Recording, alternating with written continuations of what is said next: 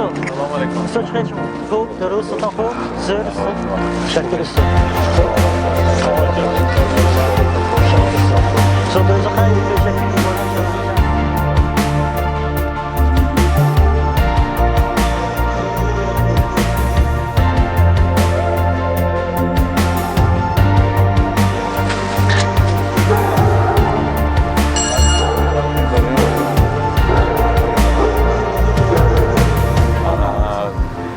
گفت در آن بستگی نباشه که میبروی و مهربانی میکنه آدمون میخواه مهربانی کنه سگی خوب است اما آدم که نمیکنه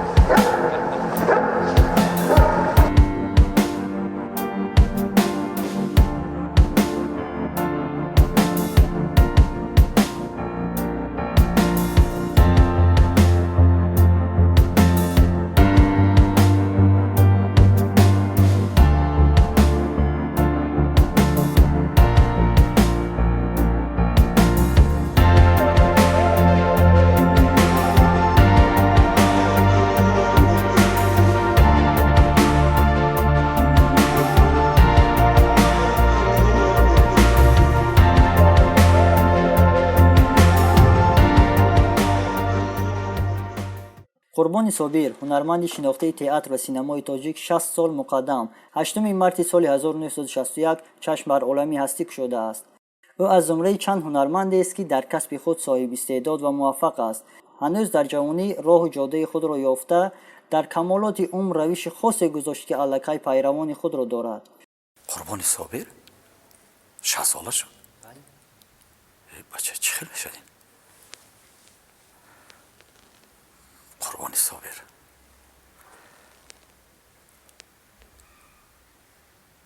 میگن که ضرب دست کوهکن را تیشه میداند که چیست، قوت همپیشه را همپیشه میداند که چیست. قربان صابر با آسانی قربان صابر نشده است و خوشبختانه در یک محیط سازگار معرفت و فرهنگ به کمال رسیده است و از کودکی ذوق و شوق خود را برای هنر تربیت کرده است و در راه هنرمند شدن، هنرمندی اصیل شدن چقدر سوختنها، چقدر رنج، زحمتها، مشقتها را از سر گذرانده است تا قربانی صابر شود. من درباره هنر اکتوری بسیاری میتونم صحبت کرده. مثلا اصلی برهان و محمد جان قاسیموف، عبدالخیر قاسیموف، بعد اومده مثلا تا حاضر تا دوری ما عطا محمد جانوف، برهان رجبوف، محمود جان وایدوف، مریم سویبه، حبیب الله عبدالرزاق. اینا یک دوره بودن که ما جوان بودیم اومدیم به تئاتر و گمان میکردیم که دنیا دست همینا است. یعنی اینا در حقیقت در همون جای خودشون مستحکم قرار داشتن. در ردیف همینا من افتخار میکنم که امروز در ما قربانی صابر بر این هنرمندا هستند. قربانی صابر من با دل پر میتونم گفتم که امروز جایگزینی عطا محمد جانوف و برهان رجبوف و حبیب الله عبدالرزاق برای این هنرمندان نامدار هست. زمان کودکی و نورسی او در عائله فرهنگی بوده و گذشته که شعر و سرود و ترانه موقع نظررس داشته. این محیط حین او را بر عالم شعر برده و بر نگاریدن شعرهای خود رسانیده. خوشبختانه من در عائله زندگی کردم که یعنی یک فضای بسیار آرامیش،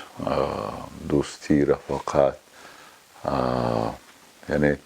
در این عائله همه زمان یک مهر و محبت و احترام و کلان و خورد همین چیزا بودند از کودکیم. و بازم یک بردی شاید دیگری که مرا سوی هنر برد همین است که در خانه ما همه وقت صدای موسیقی، خنده، یعنی یک رفتارهایی مثل آدمای تئاتری رایج بود. یعنی برادر کلانی ما، برادر بزرگم یعنی قریب که همه اسبابای تاری را می نواخت و برادری از اون خوردکم، یعنی برادر که از من کلانتر است، اونم اسبابای موسیقی را می نواخت، به خصوص دایره را خوب می نواخت و دایره چی خانوادگی ما بود. و منم بعد در پیروی بزرگ سالها یعنی صاحب اسباب مخصوص تار برای من خریدن و کم کم تار مشق میکردم و آهسته آهسته یاد گرفتیم و بعد حتی غیجک و اکاردیون این چیزا هم اسبابای تاری را در زمانی که مکتب خوان بودیم خلاصه یاد گرفتیم. فضا خیلی خوب بود، هرچند پدر و مادر ما آدمای عادی دهقانای خاک پاش بودن، هیچ فرض کردیم با کتاب و قلم و دفتر و با هیچ علاقه نداشتن، اما محیط خانوادگی ما همه وقت فرهنگی بود. یعنی ما رو در همین خیلی یک محیطی خیلی زیبای فرهنگی، عبارت از افسانه های زیبا، عبارت از قصه های زیبا، سرودخوانی، بزم های رفیقانه، بزم هایی که خشت تبارمان می آمدن و هرگاه که خانه ما مهمان می آمد یعنی حتما صدای موسیقی دف و دایره بلند می شد و من در همین محیط کلان شدم. خدا رو شکر، من خیلی موافقم. استاد همین محیطی شعر و غنی و موسیقی بود که شما رو به شعر نویسی آورده رسوند؟ من که شعر یک وقتا نمیدونم از کجا شما فهمیدین شعر می نوشتم در زمان کودکی. چرا اینم وابسته به آن بود که یعنی کودک همین که عقلش به سرش زد، همین که فهمید دنیا چی است، مثلا خیلی کنجکاو میشه و بعد در کنار آدم حادثه ها رخ میده. یعنی از قبیل اون که یک پیرمرد یا یک پیرزن میفوته، اون وقت مردن و این چیزا کم بود زمان کودکی ما، فقط همون پیرمردایی که از 60 تا 70 و 80 بالا همونا میگذاشتن. اما در هر صورت سوال پیدا میشد که کجا رفتن اینها و خب یک گونه مثلا کلانسال ها میفهموندن که اینا رفتن آسمان فلان. خب در عاقبت میفهمی که مردن، یعنی مرگ یک کلمه، یک معنی در کلمه مرگ و یک مفهومی هست، حضور داره و این نمیشه نادیده گرفت. برای همینم همه انسان ها یک احتمال درباره یک خودم نمیگم، دیگه انسان ها هم سر میکنن برای اون که زندگیشان معنی داشته باشه. پس مادامی که مرگ هست آدم باید یک کاری کنه که ارزش داشته باشه و شاید شعرنویسی من هم از همین وابسته بود. اما خیلی شعرهای کودکانه مثلا پاییز آمد و رفت و فلان خیلی چیزا بود. خوشبختانه من دیگه شعر ننوشتم، خوشبختانه. امروز نه، من شعر نمی نویسم، اما اگر که شاید تمرکز میکردم می نویسم. اما من حکایه های خیلی کوتاه می نویسم، برای من خیال میکنم که اون خوبتر است. مثلا بعضی چیزای همون گاه مثلا نواربرداری فیلم نمیشه و مثلا یک مدت تنفس میشه، کاری تئاتر هم تنفس میشه. میتونه که کاری اینستیتوت که میدونی من درس میگم یک مدت تعطیل است. در وقتی که آدم فارغ از همه کار میشه نمیدونی چی کار کنی، بعد گاه اندیشت میره سوی یک موضوع و اون موضوع میتونه در حدود 5-10 جمله کلان یا خرد جنبه شد و یک تبدیل میشه به حکایه و من خیلی شاد میشم که هم خیلی چیزا گاه مینویسم. قربانی صابر خود را هنگامی دریافت که بار اول کینو را دید. با دیدن مرگ هنرمندان او بر اندیشه میرفت و این اندیشه او را تا بر در دانشکده دولتی صنعت تاجیکستان آورد. این بارگاه هنر او را تقویت بخشیده و نظریه و عمل این هنرپیشگی را آموزانید. بعد سربلندانه ختم نمودن این درگاه سالها بر شاگردان درس مهارت آموزاند و استاد و دکتر و پروفسور عنوان گرفت. من میگم که کاش که این ملت مثل استاد قربان صابر 10 تای دیگر در صحنه تئاتر می داشت تا اینکه افتخار ما باز 10 چند میشد. ولی متاسفانه потенсиале ки устод Қурбон Собир дорад дар саҳна мутаассифона ки яктост. Бояд ин миллат як 10 та медошт ки алан ифтихори мо боз 10 чанд мешуд ки мо чунин як ҳунармандое дорем. ва ман ифтихор мекунам ки эшон ба ман ҳаққи устодӣ доранд ва дар зиндагии ман падари маънавиам ҳастанд устод. дуруд ба устод. мавлоно дар ҳаёти Қурбон Собир нақши басе созгор дорад.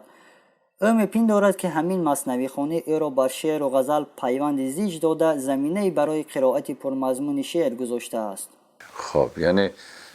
مصنوی من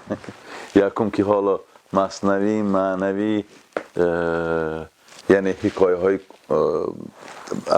با نثر آماده شدگیش هم از زمان همراه ما هست و اگر که گذار تا نفتم انا اونجا هم دیوان کبیر هست در قسمت اولی و هم دیوان کبیر هست هم مصنوی معنوی در اونجا و ناگفتن همونه که ها بالا شاهنامه بزرگی 5 کیلو ها هست که تحفه سفیر کبیری جمهوری اسلامی ایران است برای نمایش فردوسی. یعنی مصنوی معنوی همه زمان یعنی سالهای مدید میشه از زمانی که ما همراه شادروان استاد فرخ قاسم نمایش یوسفی گمگشته را روی صحنه آوردیم. از همون زمان بابای مولانا همه وقت در کنار من کتاباش همه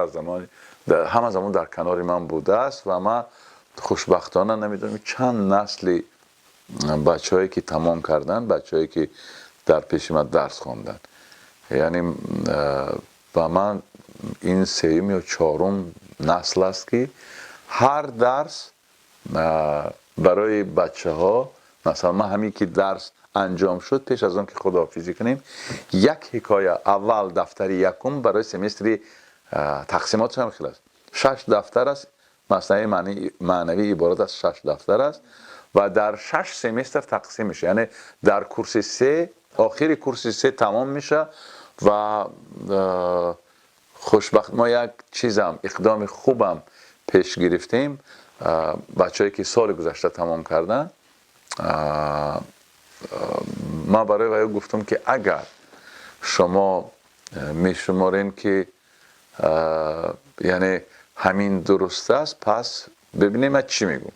گفتم که از همون استیپندیاتون 1 سومیه است 50 درهمی است در یک جا ماندن گیرین و همین که مصنوی معنوی تمام شد با علاوه با حضور من و چند معلمی که شما میخواهید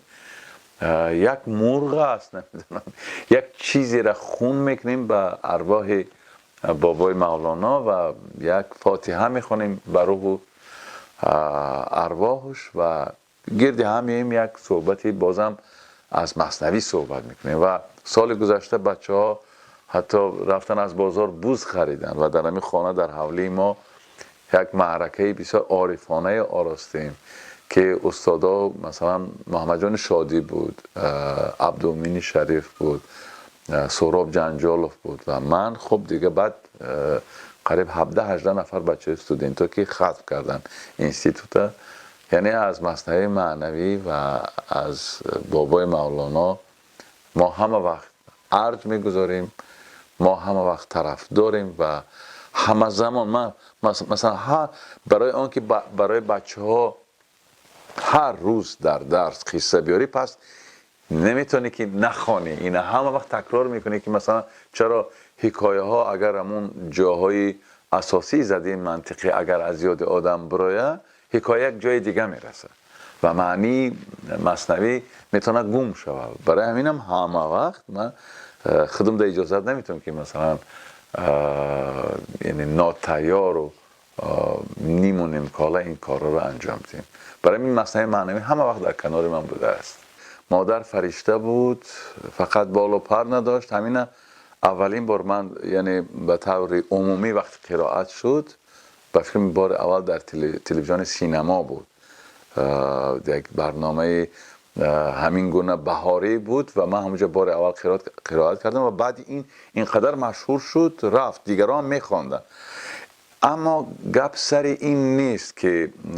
دیگران میخونن، دیگران قرائت میکنن، اما خوشبختانه احتمال گپ سر ذهن میروه و انتخابش،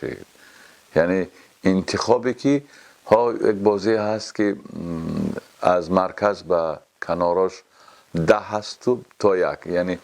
میزنی در 10 میزنه که خب یعنی احتمالاً واقعا هم مثلا شعرهایی که من انتخاب میکنم همون 10 هن. هنگامی که مثلا من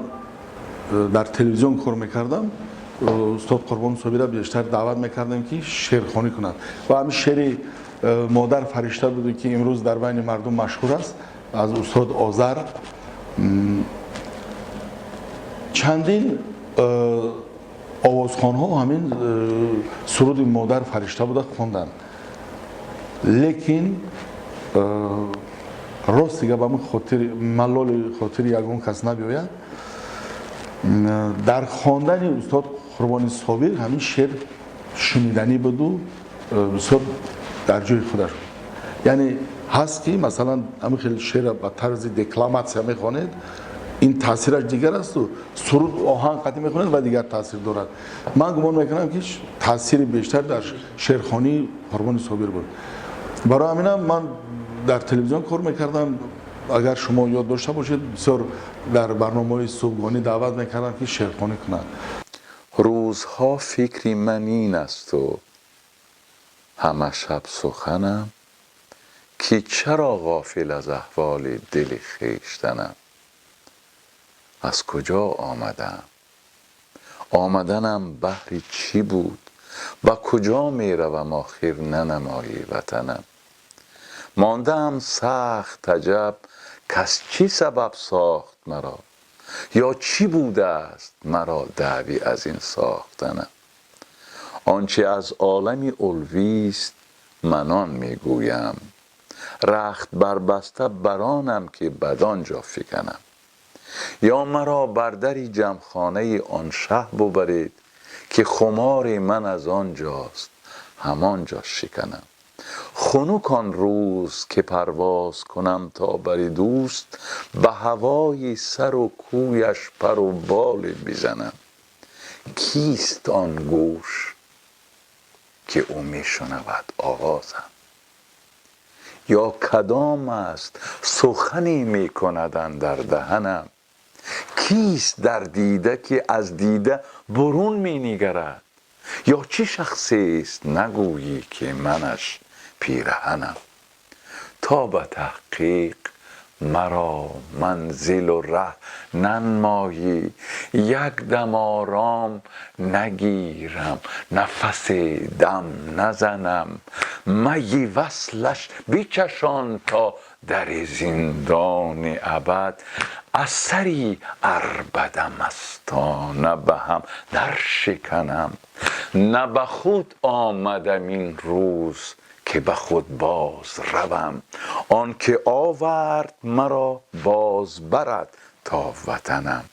در میانی من و عاشق همین است حجاب، وقتی آن است که این پرده به یک سو فکنم. پیرهن می بدرم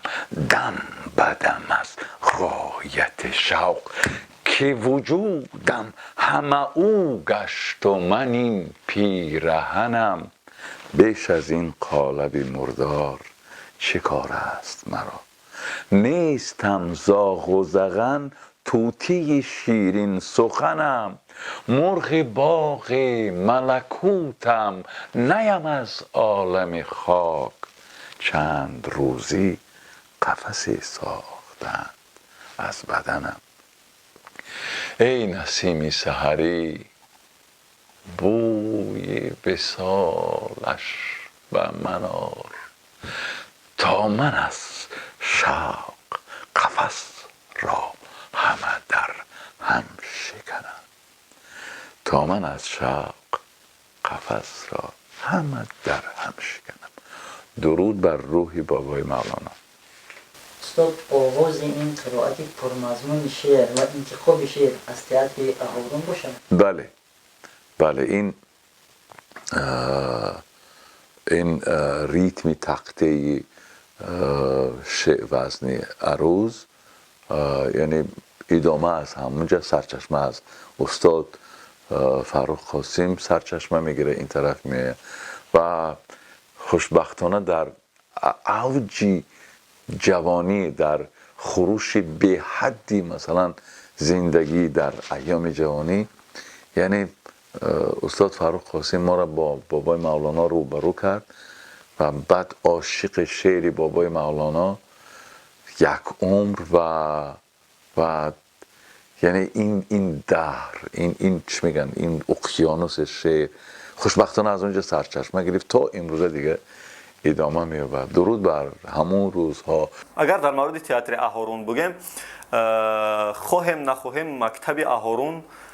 در خون و رگ و پوست ما هم همچون هنرمندای تئاتر که حالی ما دیگه نشنیم اون تئاتر ما را رسما قبول نکرد ولی 5 سال خوانده خلاصه در رگ و پوست ما هست چون شاگردای استاد قربان صابر هستیم و بعد از 2 نسل پیشتر از ما و 2 نسل بعدی ما هم که الکی یکیش ختم کرد یکیش هست حتما سبک و اسلوب و نمیدونم بوی اهارون حس میشد در شاگردای قربان صابر هرچند خود استاد قربان صابر نمیدونم با هر بحث و مناظره هایی که از تئاتر اهارون نمیدونم با چی مسئله نمیدونم اینو خودشون میدونن رفتن از تئاتر ولی همیشه در وقت درس ها خرید درسی نبود که از شادروان فرخ قاسم به نیکی یاد نکنند از نمایش هایی که در تئاتر اهارون موندن به افتخار یاد نکنند و سماروی و مشق گندم و این همه مشق هایی که استاد علی میبینن یادشون میآید اینا رو همه ما پشت سر کردیم ذکر و همون غزل های بابای مولانا و سعدی و حافظ و همشه ما البته در وقت غزل خوانی میخوندیم و در هوای اهارون تربیت یافتیم. قربان صابر در برابر آفریدن نقش‌های مثبت فریدون و سهراب، یزدگرد و فردوسی همچنین نقش‌های منفی ابلیس و گیتلر را با مهارت هنری بلند بازیده است. هنر والای او را با دیده دل می‌بینند و با امر قلب بها می‌گذارند. هنر قربان صابر نه در قلب او بلکه در شخصیت اوست. تنها یوسف او تسخیرگر قلب‌ها شده. چهره من یک چهره هست که همه نمیتونن قبولش کنن. من زمانی که مثلا قربان صابر نبودم و یک بچه که هنرمند شو در جاده هنر آمده بود مثلا خیلی من بارها شنیدم که ایقه زیبای میگن باید که در مازندران نمایش یوسف گمگشته بازآید به کنعان بازی میکردیم یعنی پیشکش تماشابین رو میگرداندیم و یک خانم همراه من در همون جشنواره شناس شد شاهین نامیان خانم بعد گفت که خوب مولانا گفت کدام از این هنرمندا یوسف است بعد نشان دادم قربانی صابر گفتم همین هنرمند هم خیلی نگاه کرد و گفت همین یوسف خداوند گفت حسن نیمی حسن به تمام مردم دنیا داده است نیمی دیگری حسن فقط به یوسف نخواد که یوسف همین گونه باشد شما گفت تحقیر کردین و پیغمبر یوسف یعنی من ندانستم یعنی لال موندم ندانستم که چی جواب بدم بعد وقتی که نمایش تماشا کرد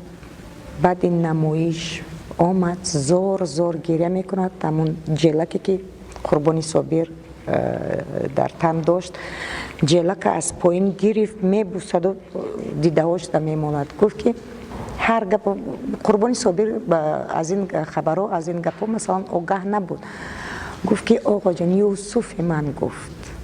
هر سخنی که گفتم سخن پسان میگیرم گفت تویی روزه تویی حاصلی در یوزه تویی آب تویی کوزه تویی آب دهی یار مرا دام تویی دانه تویی باده تویی جام تویی پخته تویی خام تویی خام مگذار مرا خواند مرا گفت بیا میرومی وای به من گر ندهد بار مرا. در استرافشن زمان فیلم برداری تابستان من همون جای یک خانه را برای من اجاره گرفته بودن و بعد صبح وقتی که در حالت فارغ بودن از کار من برآمدم این همین خیلی لباسای معمولی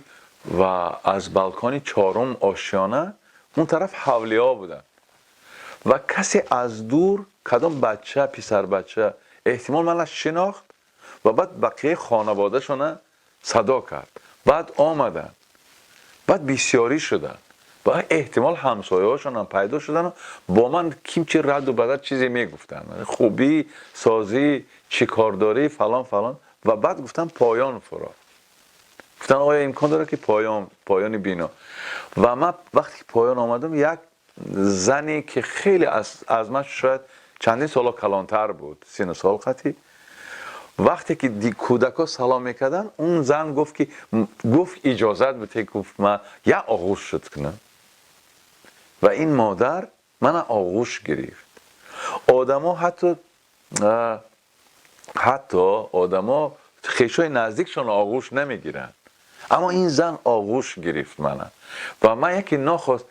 ناخواست احساس کردم که من فرزند همین جایم فرزند این مادرم و بعد مثلا این خیلی قصه یک بار دیگه در همین دوشنبه یک تاکسی میگذشت و از من رد شد رفت و بعد عقیب ناکه آمد و چهرش تافت و با ما صحبت کرد گفت استاد نمیشه که حاضر شما ماشین ما در بچینین خانه ما بریم برای چی؟ گفت آچه من اینقدر شما را دوست میداره که گفت یه مینوت قطعش صحبت کنیم بعد بیاییم گفت خانه ما دور نیست همین طرفای همین پایان شهر هست از پلی‌تکنیک و پایان بعد من گفتم برادر آخه من کار دارم من نمیتونم یگان وقتی دیگه من دویم بار ندیدم اما این حرفش برای من مهم بود که مادری من شما را خیلی دوست میداره میگه این 2 مثالی که من آوردم این خب یعنی برای اون که من شنیدم با خیلی میشه مثلا ما میریم یگان چی خوردنی مثلا رستوران میریم یا یگان آشخانه میریم و بعد وقتی که میخوایم حسابی کنیم میگن که پولش حسابی شده است میگیم چرا میگن فلانی گفت که یعنی ما استاد ما حسابی کردیم یعنی این مهر و محبت مثلا این صمیمیت حتی اینم بگیم مثلا ما که هم سری چنبرک ماشین هستیم میگردیم بسیار وقت نمیشه که مثلا آدم گاه سرعت تیز است خب گاه از جای میگردی که نباید گردی در همین شرایط هایی که مثلا ما قاعده ویران کبیره ویران نمیکنیم صغیره یعنی چیزای اندک مونده که ناچیز اما در همین شرایط هم خب گناه است اما این برادرای که نظامی در پلیس کار میکنن ملیسه ها یعنی همین که فهمیدن ما این دیگه با خدا میگن استاد شما حق داریم میگیم نه ما حق نداریم خب نامعقول کردیم اما میگن نه و مثلا همین که دیدن میگن نمیشه یگان دیست کسی یگان چیز ما را بتیم که ما افتخار کنیم این همین خیلی یعنی مردم خیلی احترام میکنن مردم دوست میدارن که خدا رو شکر خوب میگن قربان صابر سابق شاعر امروزه هنرمند کارگردان و صاحب قلم این همه در جمع شما رو تا کجا و یا که به کجا رسانید؟ خب عجب این سوال شما خیلی سوال وزنین است برای من چرا یعنی زمانی که ما شروع کردیم که مملکت دیگه بود و کودکیمون وظیفه هاش دیگه بود حالت روحانی اجتماعی شخص در اون مملکت دیگه بود ما رسیدیم به یک زمانی دیگه و در مملکت زندگی میکنیم که صاحب استقلال است و نامش تاجیکستان اما معیارهای اون روز به این روز هیچ مثلا راست نمیگیره و بعضی قیمت هایی که اون زمان بود و قیمت های این زمان راست نمیگیره در هر صورت فرض کردیم گاه آدم خیلی حیفش میاد که یعنی چرا زندگی را فرض کردیم من خیلی حالا چی بگم که فهمی مثلا دینا خواهرچه من خواهری من خواهر نازنینی من زنگ میزنه و میگه که اکا چی حال داری و دعوا میکنه که چی نمیرسه که تو مثلا میتونی گاهی بیمار شوی چی نمیرسه آخه ماشین داری خانه داری زن و بچه خوب داری همه چیز داری آبرو داری همه چیز داری چرا چی حق داری که اکنون بازم ما را غم میتی و مثلا گاه بیمار میشی و حالا من میخوام شما را هم بگم که یعنی چی نمیرسه زندگی کن اما خیلی چیزا نمیرسه مثلا آدم با این دارایی هایی که گفتی خیلی تنها میمونه آدم بعد میبینی که در اطراف همین دارایی های تو هیچ قیمتی ندارن از کرونا ویروس گفته این هنگام رو قریب 1 سال رو چگونه گذراندید؟ خیلی بد بود یعنی ناگفتنمونه همین شبی سال گذشته من در بیمارخانه بودم یعنی چند روز پیش من یک سفری داشتم به جمهوری اسلامی ایران در فستیوال فجر اشتراک کردم و بعد این من باید دعوت شده بودم به روز 4 مارس من باید میپریدم کابل و از کابل باید میپریدم هرات فستیوال چیلگیسو باید اشتراک میکردم و اونجا واقعا برای شعر خواندن اصلا مرا دعوت کرده بودن برای قرائت شعر و واخوری و همین چیزا و بعد من قطعیم همراه هم باید یک فیلم میرم میبردم از فیلم هایی که خودم اجرا کردم متاسفانه یعنی پیش از خوشبختانه من نپریدم پیش از این یعنی دلم یک خروج کرد و من به بیمارخانه افتادم و همین شب روزیاتم باشه یعنی اوجی چی بود واهمه های کرونا ویروس بود همین شب و روز بود که مردم تمام مغازه ها رو از آرد خالی کردن و همین خیلی آوازه ها می آمد و بعدی مثلا من از بلنسه خوشبختانه برآمدم به خود آمدم و بعد این سر شد واهمه های مردن و خیلی رفیقامون ما همکارمون خیلی هاش گذاشتن رفیقامون چندین نفر گذاشتن 2 تا هم کورسم گذاشتن یعنی خیلی بای دادیم ما در این چیز خیلی بای دادیم و هر مرگ یک رگی را از دل ما بگیم خراب میکرد و اما مثلا سال 2020 وقتی جمع بست میکردن من همونجا گفتم که یعنی هیچ امید نبود که ما به آخر سال میرسیم به سال نو اما من سال 2020 با تمام دهشتی که داشت همچون یک سالی بازم برای خودم پربار کشف کردم چون که سال 2020 عنوان پروفسوریم تصدیق شد معلم سال اعلان شدم جایزه آردنی کینماتوگرافی چی بود اسمش اعلاچی کینای تاجی و خلاصه خیلی چیزا نصیب گردید در همین زمانی بسیار بی‌معنی بازم معنی های مثلا زندگی آرایش می‌یافتم یعنی در این سال هم کامیاب بودید خدا رو شکر معلمی سال شدن مثلا من خیال میکنم که از همه کسبایی که دارم شما نامبر کردید از همه خوبتر مثلا اکتوری رو گاه من میگم که شاید من نمیتونم مثلا من شافیری هم میکنم من میگم خوب نمیتونم انجام بدم مینویسم میگم خوب انجام داده نمیتونم راوی میگم خوب نمیتونم چون که اکای آرتیق هست عادل بای هست اون خوبتر است خب اما یک کاری هست که من تن نمیتونم و میگم که خوب انجامش میتونم این آموزگاری است خوشبختانه امروز همین باعث شده است که تمامی مثلا تئاترهای جمهوری بهترین بازیگراش، بهترین فیلم آفرا، بهترین کارگردانا در مملکت شاگردای منن. خدا رو شکر، یعنی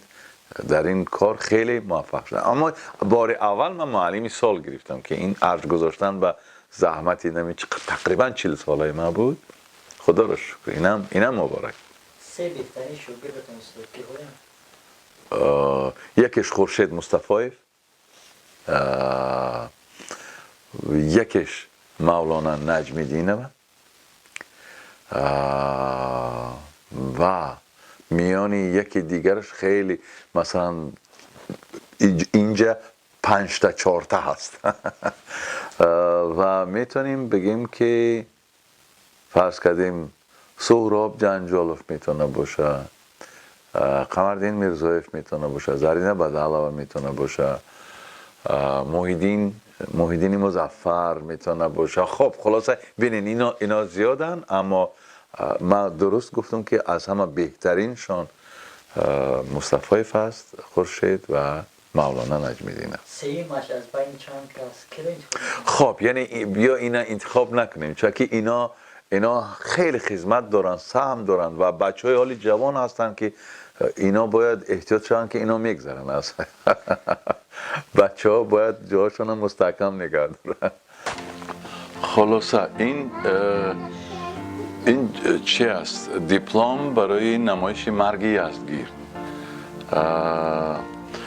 این برای نمایش چیز نیم مرده که کار مشترک ایران و تاجیکستان بود. این جایزه بهترین نقش مردانه برای فردوسی. این چی میگن گوهری جایزه های من است در یعنی ارخیوی من. بله این اسکاری بگیم ایرانی هست برای نقش رستم در نمایشی رستم و سهراب. این خیلی برام قیمت است، چون که میان 17 مملکت دنیا خیلی بازیگرای بسیار یعنی قوی بودن و خوشبختانه من سزاوار این جایزه گشتم. این از آن سارا است، جایزه سارا. اینم از آن سارا است، نگاهی نو برای بازیگریش. اینم جایزه است اصلا برای کار بهترین ریژیسوری است. اینم جایزه است.